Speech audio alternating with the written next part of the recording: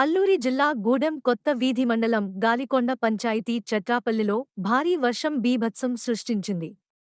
ఆదివారం రాత్రి గ్రామంలో కొండ చర్యలు విరిగిపడ్డాయని గ్రామస్తులు తెలిపారు. నలుగురిని కాపాడామని, మరో ముగ్గురు గల్లంతయ్యారని వాపోయారు.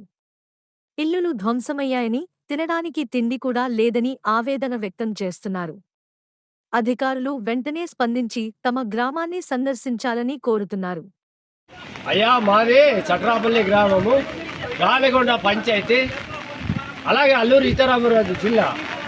అయ్యా మాకు విపత్తు ఆదివారం సాయంత్రం రాత్రి 12 గంటలకు పైనుండి కొండ చర్యలు విరిగి మా ఊరు అంతా ధ్వంసమైపోయినది. మాకు అందులో 2 ప్రాణ నష్టాలు కూడా నలుగురు మందిని కాపాడాము. ఒక పాప గల్లంతులో, ఒక పాప ఇద్దరు ముగ్గురు గల్లంతులో ఉన్నారు.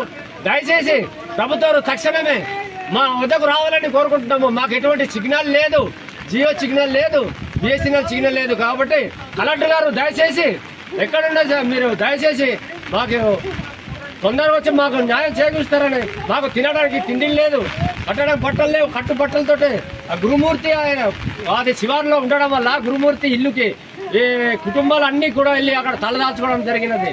కాబట్టి తక్షణమే మాకు 24 గంటల లోపల మాకు వచ్చి మా గ్రామాన్ని సందర్శించాలనేసి మేము కోరుకుంటున్నాం సార్.